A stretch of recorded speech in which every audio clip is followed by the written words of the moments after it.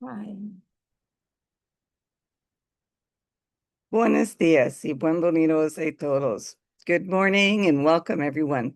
Welcome to a community dedicated to providing spiritual tools for living a happy and full life.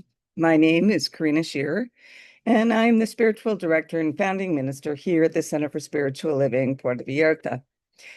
Excuse me. If you would like to join us for the Zoom meeting, please contact me for the link and the password, or check our website, www.cslpv.org, and you'll find it under the weekly talk section. Today is Sunday, March 22nd, and it is now spring in the Northern Hemisphere. Today, we are continuing our monthly topic of what if, and the topic for today is want to change the world? Do it. So at this time, I would like to once again welcome everyone, including those that are new to our teaching and to our center here in Vallarta, whether you are on the live Zoom call or watching the replay at a later time. We teach a philosophy that honors all faith traditions. So whatever path you are on, know that it is the right one for you. Everyone is welcome here. The philosophy we teach is called the Science of Mind, a teaching based on new thought and ancient wisdom, where we offer spiritual tools and principles to promote personal growth. And we offer diversity in all aspects so that we can see and appreciate the great oneness that already exists everywhere and within everyone. When Dr. Ernest Holmes was asked to provide a concise definition of the teaching of the science of mind, he had replied that it is a correlation of laws of science, opinions of philosophy, and revelations of religion applied to human needs and aspiration. So each week, we offer a service with an inspirational message. We offer the Zoom meeting at 10 a.m. and meet Sundays at noon in person. So whether you're on the Zoom call or in person, please join us afterwards for some coffee and some great conversation with like-minded people. And now, as we do each week, let's review our purpose, vision, and mission statements. We have a grand purpose here each week, and that is to awaken and celebrate diversity and to love and serve our community. We do this by means of our vision, creating the life you desire, which is supported by our mission to provide spiritual tools for personal growth and transformation.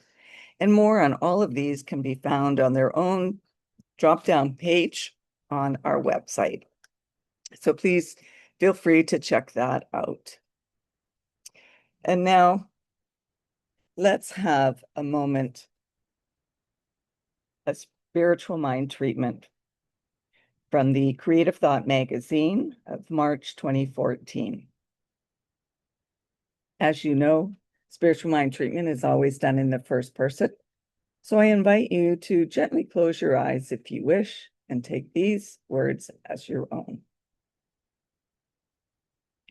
There is one God, one mind, and one love.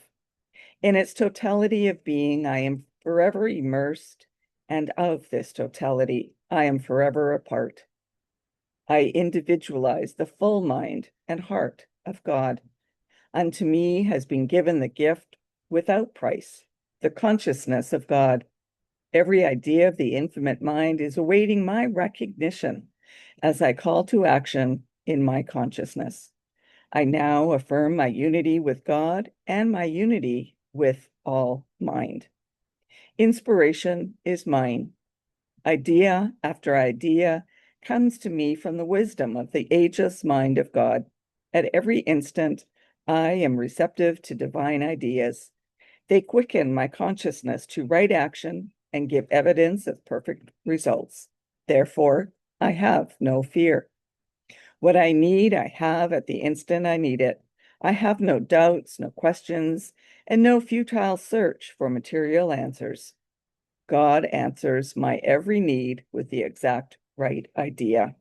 God alerts me to the good that is mine, and I accept it with joy. And that was originally submitted by Dr. Raymond Charles Barker from 1966. So, what becomes possible when we imagine the pursuit of happiness as a shared spiritual practice? Well, today we'll explore how joy, equity, and compassion can transform not only just our own lives, but also the collective spirit that we share. Change begins within. And from that love within, the world reshapes itself. This is a quote from Ernest Holmes, Living the Science of Mind. Happiness must be based on an inward sense of security, a sense of belonging to life and to each other, a desire to give, to be kind and compassionate, and to be able to put ourselves in the other person's position.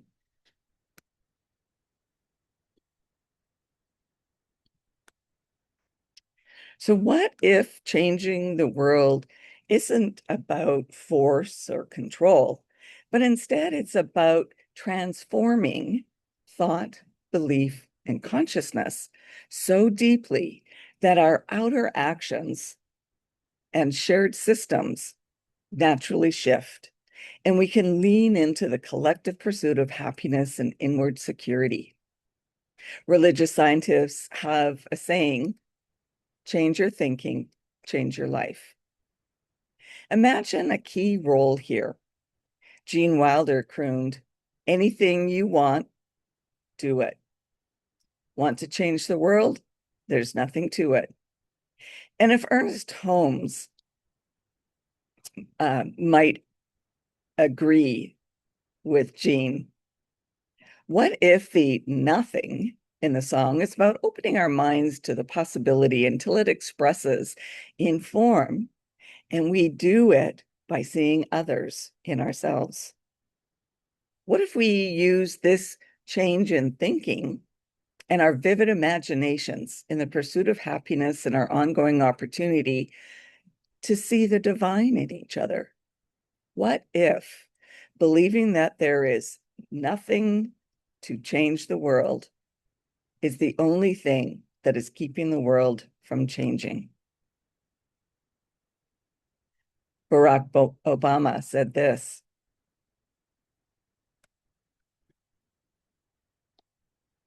change will not come if we wait for some other person or if we wait for some other time.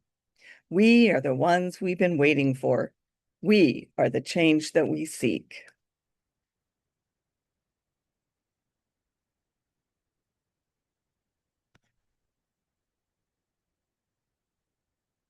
So changing the world first begins in our imagination.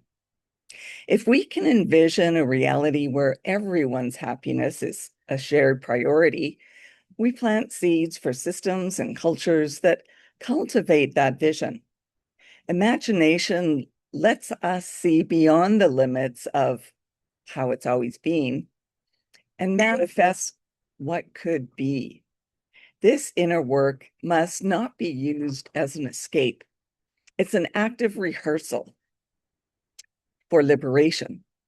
When we see equality and joy as not just possible, but inevitable, we energize change from the inside out. The more vividly we hold this vision, the more it shapes our shared consciousness and, over time, our shared reality. Ernest Holmes wrote this: our prayers should be filled with conviction, warmth, color, and imagination. The creative power responds to feeling more quickly than to mental attitude.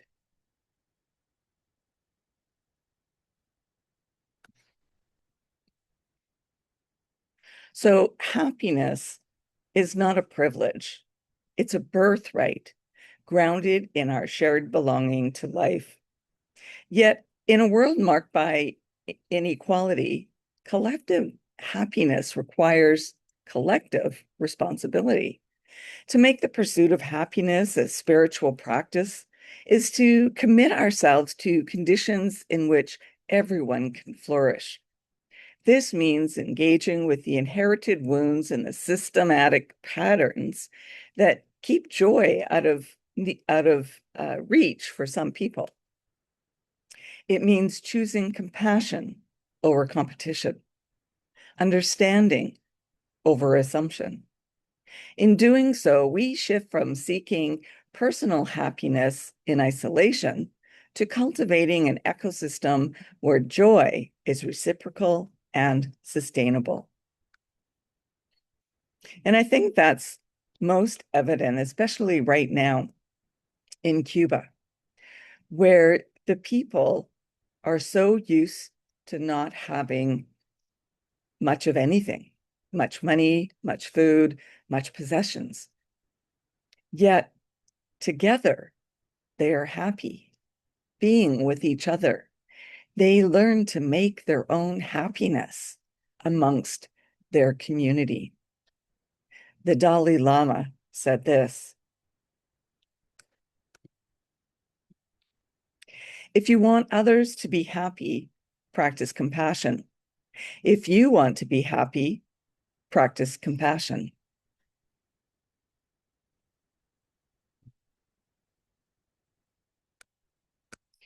So, a little story. There were 200 people attending a seminar on mental and physical health. At one point, the speaker told the group that they were going to do an activity. He gave each attendee one balloon and told them to write their name on it. Then the balloons were collected and moved into a very small room. The participants were then asked to go into the room and were given 2 minutes to find their balloon. It was chaos. People were searching frantically for their balloon, pushing each other and running into one another while they grabbed a balloon, looked at it, and tossed it aside if it wasn't theirs. At the end of 2 minutes, no one had found the balloon that had their name on it. Then the speaker asked the participants to go back into the room and pick up one balloon at random, look at the name, and return it to the owner. Within minutes, everyone had been reunited with their original balloon. The speaker then told them, this is what it's like when people are frantically searching for their own happiness in life. People push others aside to get the things that they want, that they believe will bring them happiness. However, our happiness actually lies in helping other people and working together as a community. When we truly see God in each other, as Ernest Holmes invites us, we dismantle the invisible walls that divide us. We are not erasing difference. We are honoring uniqueness within the cosmic wholeness. Equity flows naturally when we begin from the understanding that each life is sacred and worthy of joy. The pursuit of happiness becomes not an individual race, but a sacred spiritual practice of mutual recognition, empathy, and a shared vision of a world that works for all. In this way, justice is not merely a social policy, but a divine imperative, living out of the truth that all people belong to the same infinite source and are entitled to lives of dignity, safety, and joy. In the Hindu tradition, there's a teaching often shared in the spirit of darshan, the secret act of seeing the divine in all beings. Long ago, in a quiet valley, there was a village where life felt heavy. People worked hard, kept to themselves, and believed joy was rare. In that village lived a young woman named Layla. She would sit in stillness, watching the light or the wind, and when asked what she was doing, she would say, "I am remembering how things could feel." Others dismissed her. "Nothing changes by imagining," they said. But Layla understood something they didn't. She began to see each person as an expression of the divine, whole, worthy, and connected. She imagined the village filled with kindness and ease. And as she did this, she began to feel it. And because she felt it, she lived it. She listened deeply, helped freely, and treated others as if the sacred already lived within them. At first, nothing seemed to change. Then small things began to happen. A quiet man laughed. A child shared their bread. A long closed door was left open. People started helping each other, not from obligation, but because it felt natural, as though they were serving something sacred in each other. Over time, the village softened, and joy, steady, quiet, real, took root among them. When travelers later asked how the village had changed, the elders would say, "When we learned to see the divine in one another, we did not create a new world. We remembered the one that was always there." This is a quote from the Bhagavad Gita.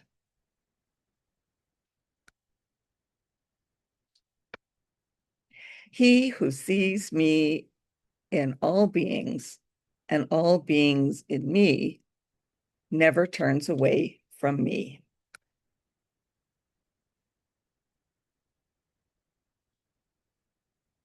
So when we imagine the pursuit of happiness as a sacred spiritual practice, we tap into a truth that transcends personal ambition. Our joy is intertwined. Ernest Holmes reminds us that equity, peace, and mutual helpfulness flows naturally when we see God in each other. Change doesn't require force. It begins with a shift in consciousness, nurtured by imagination, compassion, and the courage to envision more.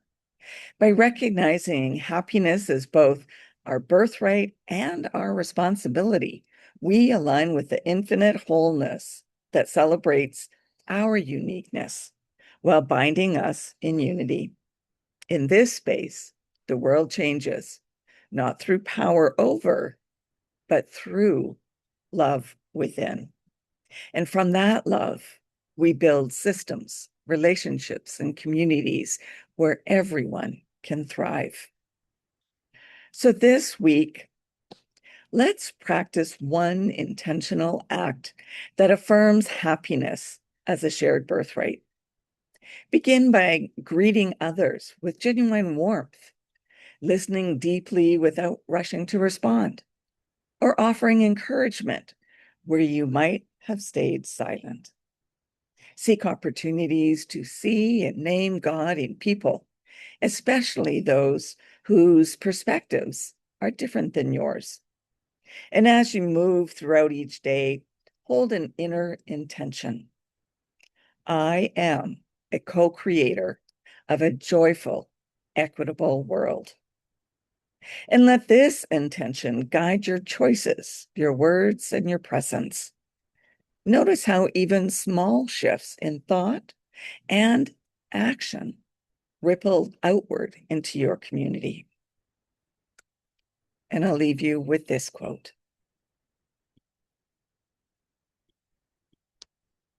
Each of us is an expression of the divine, and when we recognize that in one another, love becomes inevitable. And that leads us to our affirmation for the week. I change the world by healing what lives within me.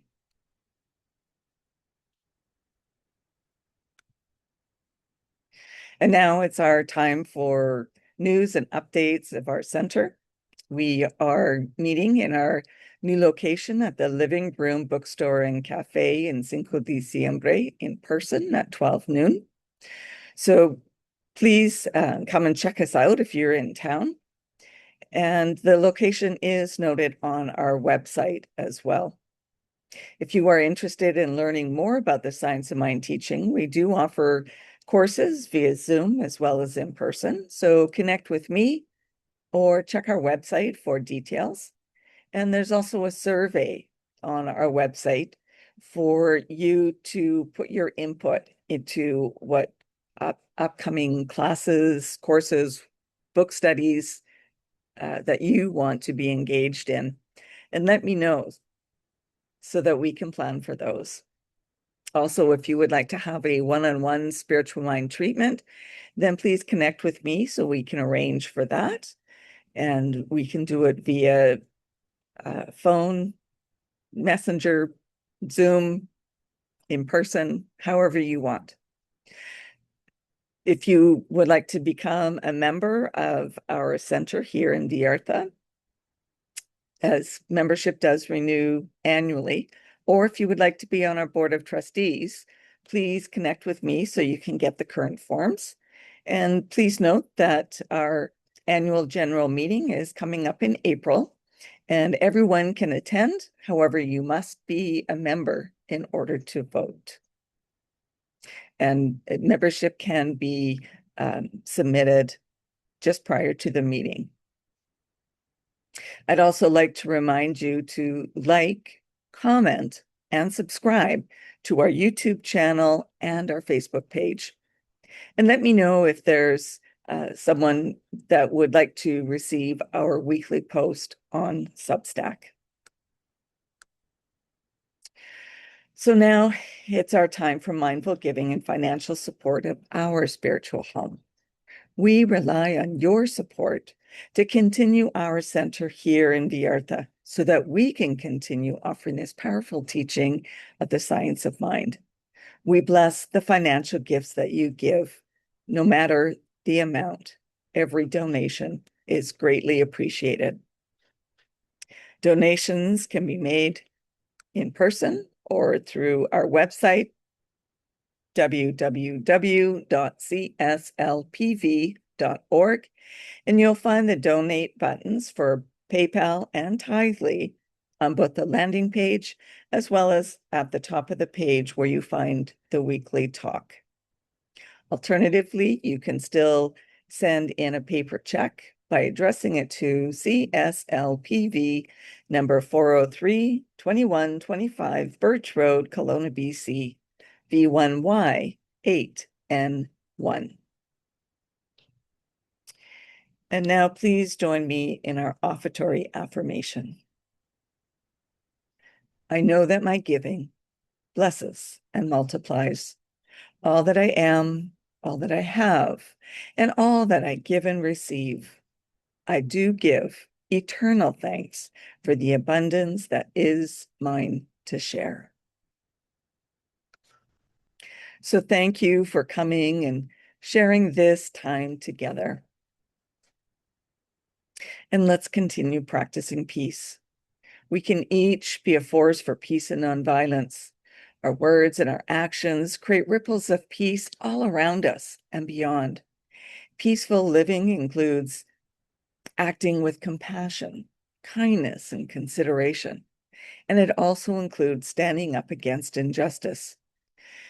And today, more than ever, we need to stand for peace. Hug your friends, your family, your loved ones, your neighbors. Hug everyone you meet. May peace and love be with you all. Blessings. Namaste.